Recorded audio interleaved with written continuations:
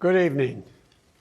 Ella Baker, a giant of the civil rights movement, left us with this wisdom: give people light, and they will find the way. Give people light. Those are words for our time. The current president has cloaked American darkness for much too long. Too much anger, too much fear, too much division. Here and now, I give you my word. If you entrust me with the presidency, I will draw on the best of us, not the worst. I will be an ally of the light, not the darkness. It's time for us, for we the people, to come together. And make no mistake, united we can and will overcome this season of darkness in America. We'll choose hope over fear, facts over fiction, fairness over privilege. I'm a proud Democrat, and I'll be proud to carry the banner of our party into the general election.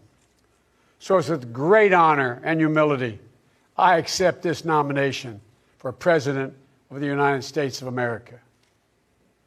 But while I'll be a Democratic candidate, I will be an American president. I'll work hard for those who didn't support me, as hard for them as I did for those who did vote for me. That's the job of a president, to represent all of us, not just our base or our party. This is not a partisan moment. This must be an American moment. It's a moment that calls for hope and light and love, hope for our future, light to see our way forward, and love for one another. America isn't just a collection of clashing interests of red states or blue states. We're so much bigger than that. We're so much better than that. You know, nearly a century ago, Franklin Roosevelt pledged a New Deal in a time of massive unemployment, uncertainty, and fear. Stricken by a disease, stricken by a virus, FDR insisted that he would recover and prevail, and he believed America could as well. And he did, and we can as well. This campaign isn't just about winning votes. It's about winning the heart and, yes, the soul of America. Winning it for the generous among us, not the selfish. Winning it for workers who keep this country going, not just the privileged few at the top. Winning it for those communities who have known the injustice of a knee on the neck.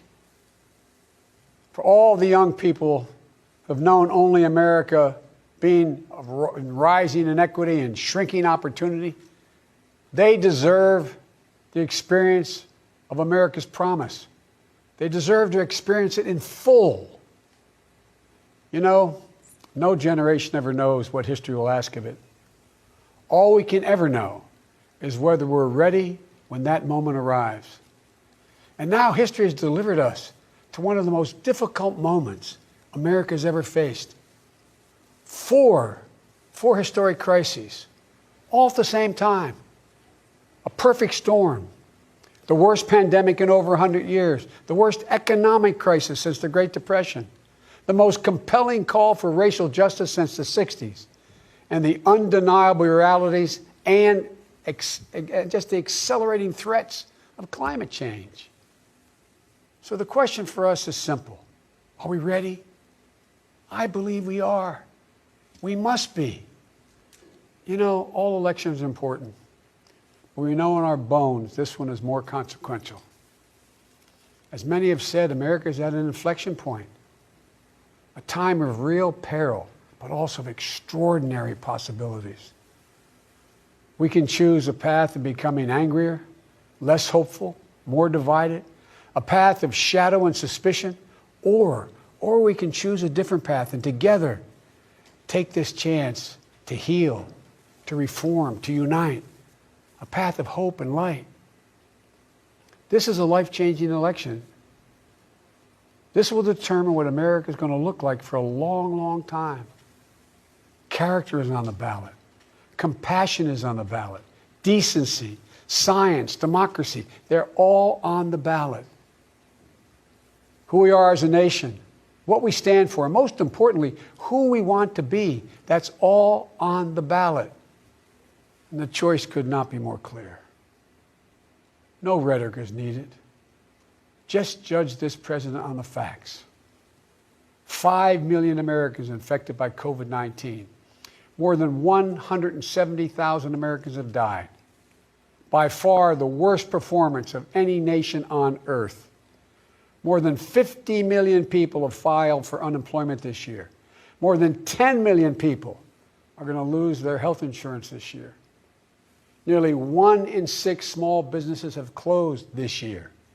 And this president, if he's reelected, you know what will happen. Cases and deaths will remain far too high. More mom and pop businesses will close their doors, and this time for good. Working families will struggle to get by. And yet the wealthiest 1% will get tens of billions of dollars in new tax breaks. And the assault on the Affordable Care Act will continue until it's destroyed, taking insurance away from more than 20 million people, including more than 15 million people on Medicaid, and getting rid of the protections that President Obama worked so hard to get passed for people who have 100 million more people who have pre-existing conditions. And speaking of President Obama, a man I was honored to serve alongside for 8 years as vice president, let me take this moment to say something we don't say nearly enough. Thank you, Mr. President. You were a great president, a president our children could and did look up to. No one's going to say that about the current occupant of the White House. What we know about this president is if he's given 4 more years, he'll be what he's been for the last 4 years. A president who takes no responsibility, refuses to lead, blames others, cozies up to dictators, and fans the flames of hate and division. He'll wake up every day believing the job is all about him, never about you. Is that the American you want for you, your family, your children? I see a different America, one that's generous and strong, selfless and humble. It's an America we can rebuild together. As president, the first step I will take will be to get control of the virus that has ruined so many lives. Because I understand something this president hasn't from the beginning. We will never get our economy back on track. We will never get our kids safely back in schools. We'll never have our lives back until we deal with this virus. The tragedy of where we are today is it didn't have to be this bad. Just look around. It's not this bad in Canada or Europe or Japan or almost anywhere else in the world. And the president keeps telling us the virus is going to disappear. He keeps waiting for a miracle. Well, I have news for him. No miracle is coming. We lead the world in confirmed cases. We lead the world in deaths. Our economy is in tatters with Black, Latino, Asian American, Native American communities bearing the brunt of it. And after all this time, the president still does not have a plan. Well, I do. If I'm your president, on day 1, we'll implement the national strategy I've been laying out since March. We'll develop and deploy rapid tests with results available immediately. We'll make the medical supplies and protective equipment that our country needs. And we'll make them here in America, so we will never again be at the mercy of China or other foreign countries in order to protect our own people. We'll make sure our schools have the resources they need to be open, safe, and effective. We'll put politics aside. We'll take the muzzle off our experts so the public gets the information they need and deserve. Honest, unvarnished truth. They can handle it. We'll have a national mandate to wear masks, not as a burden, but as a patriotic duty to protect one another. In short, we'll do what we should have done from the very beginning. Our current president has failed in his most basic duty to the nation. He's failed to protect us. He's failed to protect America. And my fellow Americans, that is unforgivable. As president, I'll make you a promise. I'll protect America. I will defend us from every attack. seen and unseen, always, without exception, every time. Look, I understand. I understand how hard it is to have any hope right now. On this summer night, let me take a moment to speak to those of you who have lost the most. I have some idea how it feels to lose someone you love. I know that deep black hole that opens up in the middle of your chest and you feel like you're being sucked into it.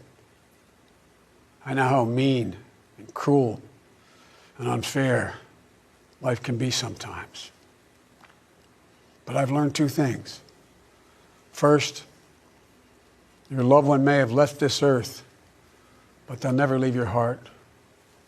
They'll always be with you. You'll always hear them. And second, I found the best way through pain and loss and grief is to find purpose. As God's children, each of us have a purpose in our lives. We have a great purpose as a nation to open the doors of opportunity to all Americans, to save our democracy, to be a light to the world once again, and finally to live up to and make real the words written in the sacred documents that founded this nation, that all men and women are created equal, endowed by their Creator with certain inalienable rights, among them life, liberty, and the pursuit of happiness. You know, my dad was an honorable, decent man. He got knocked down a few times pretty hard, but he always got back up. He worked hard, and he built a great middle-class life for our family. He used to say, Joey, I don't expect the government to solve my problems, but I sure in hell expect them to understand them. And then he'd say, Joey, a job is about a lot more than a paycheck. It's about your dignity. It's about respect. It's about your place in the community. It's about being able to look your kid in the eye and say, honey, it's going to be okay, and mean it. I've never forgotten those lessons. That's why my economic plan is all about jobs, dignity, respect, and community. Together we can and will rebuild our economy. And when we do, we'll not only build back, we'll build back better. With modern roads, bridges, highways, broadband, ports and airports as a new foundation for economic growth, with pipes that transport clean water to every community, with 5 million new manufacturing and technology jobs, so the future is made in America. With a healthcare system that lowers premiums, deductibles, drug prices, by building on the Affordable Care Act he's trying to rip away. With an education system that trains our people for the best jobs of the 21st century. There's not a single thing American workers can't do. And where cost doesn't prevent young people from going to college and student debt doesn't crush them when they get out. With a child care and elder care system that makes it possible for parents to go to work and for the elderly to stay in their homes with dignity. With an immigration system that powers our economy and reflects our values. And with newly empowered labor unions. They're the ones that built the middle class. With equal pay for women, with rising wages you can raise a child on, a family on. And yes, we're going to do more than praise our essential workers. We're finally going to pay them. Pay them. We can and we will deal with climate change. It's not only a crisis, it's an enormous opportunity. An opportunity for America to lead the world in clean energy and create millions of new, good-paying jobs in the process. And we can pay for these investments by ending loopholes, unnecessary loopholes, and the president's $1.3 trillion tax giveaway to the wealthiest 1% and the biggest, most profitable corporations, some of which do not pay any tax at all. Because we don't need a tax code that rewards wealth more than it rewards work. I'm not looking to punish anyone. Far from it. But it's long past time the wealthiest people and the biggest corporations in this country paid their fair share. And for our seniors, Social Security is a sacred obligation, a sacred promise made. They paid for. The current president is threatening to break that promise.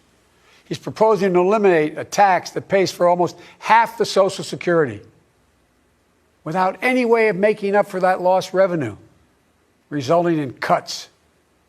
I will not let that happen. If I'm your president, we're going to protect Social Security and Medicare. You have my word. One of the most powerful voices we hear in the country today is from our young people.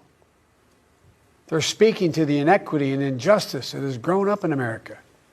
Economic injustice, racial injustice, environmental injustice. I hear their voices. If you listen, you can hear them too. And whether it's the existential threat posed by climate change, the daily fear of being gunned down in school, or the inability to get started in your first job, it will be the work of the next president to restore the promise of America to everyone.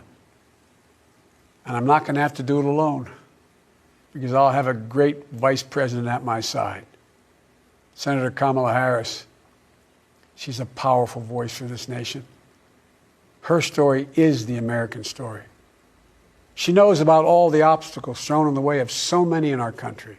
Women, black Americans, South Asian Americans, immigrants, the left out and the left behind. But she's overcome every obstacle she's ever faced. No one's been tougher on the big banks and on the gun lobby. No one's been tougher in calling out the current administration for its extremism, its failure to follow the law, its failure to simply tell the truth. Kamala and I both draw from our families. That's where we get our strength. For Kamala, it's Doug and their families. For me, it's Jill and ours. I've said many times, no man deserves one great love in his life, let alone two. But I've known two. After losing my first wife in that car accident, Jill came into my life. She put our family back together. She's an educator, a mom, a military mom, and an unstoppable force. If she puts her mind to it, just get out of the way. She's going to get it done. She was a great second lady, and I know she'll make a great first lady for this nation. She loves this country so much. And I'll always have the strength that can only come from family. Hunter, Ashley, all our grandchildren, my brothers, my sister, they give me courage. They lift me up. While he's no longer with us,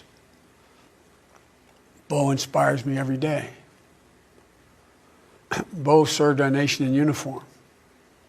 A year in Iraq, a decorated Iraqi war veteran. So I take very personally the profound responsibility of serving as Commander-in-Chief. I'll be a president who will stand with our allies and friends and make it clear to our adversaries the days of cozying up to dictators is over. Under President Biden, America will not turn a blind eye to Russian bounties on the heads of American soldiers. Nor will I put up with foreign interference in our most sacred democratic exercise, voting. And I'll always stand for our values of human rights and dignity. I'll work in common purpose for a more secure, peaceful, and prosperous world. History has thrust one more urgent task on us. Will we be the generation that finally wipes out the stain of racism from our national character? I believe we're up to it. I believe we're ready. Just a week ago yesterday was the third anniversary of the events in Charlottesville. Close your eyes. Remember what you saw on television. Remember seeing those neo-Nazis and Klansmen and white supremacists coming out of fields with lighted torches, veins bulging, spewing the same anti-Semitic bile heard across Europe in the 30s. Remember the violent clash that ensued between those spreading hate and those with the courage to stand against it. And remember what the president said when asked? He said there were, quote, very fine people on both sides. It was a wake-up call for us as a country, and for me, a call to action. At that moment, I knew I'd have to run, because my father taught us that silence was complicity, and I could never remain silent or complicit. At the time, I said we're in the battle for the soul of this nation, and we are. You know, one of the most important conversations I've had this entire campaign, it was with someone who was much too young to vote. I met with 6-year-old Gianna Floyd the day before her daddy, George Floyd, was laid to rest. She's an incredibly brave little girl. And I'll never forget it. When I leaned down to speak to her, she looked in my eyes and she said, and I quote, "Daddy changed the world. Daddy changed the world." Her words burrowed deep into my heart. Maybe George Floyd's murder was a breaking point. Maybe John Lewis's passing the inspiration. But however it's come to be, however it's happened, America's ready, in John's words, to lay down, quote, the heavy burden of hate at last, and to end the hard work of rooting out our systemic racism. You know, American history tells us that it's been in our darkest moments that we've made our greatest progress, that we found the light. In this dark moment, I believe we're poised to make great progress again, that we can find the light once more. You know, many people have heard me say this, but I've always believed you can define America in one word: possibilities. The defining feature of America: everything is possible. That in America, everyone, and I mean everyone, should be given an opportunity to go as far as their dreams and God-given ability will take them. We can never lose that. In times as challenging as these, I believe there's only one way forward. As a united America, united in our pursuit of a more perfect union, united in our dreams of a better future for us and for our children, united in our determination to make the coming years bright. Are you ready? I believe we are.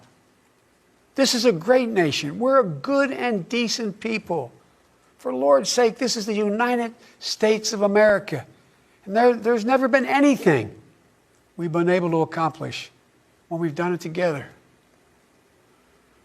The Irish poet Seamus Heaney once wrote, "History says, don't hope on this side of the grave, but then, once in a lifetime, the longed-for tidal wave of justice can rise up and hope and history rhyme." This is our moment to make hope and history rhyme.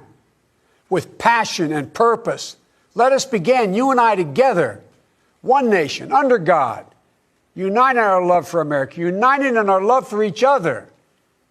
For love is more powerful than hate. Hope is more powerful than fear. And light is more powerful than dark. This is our moment.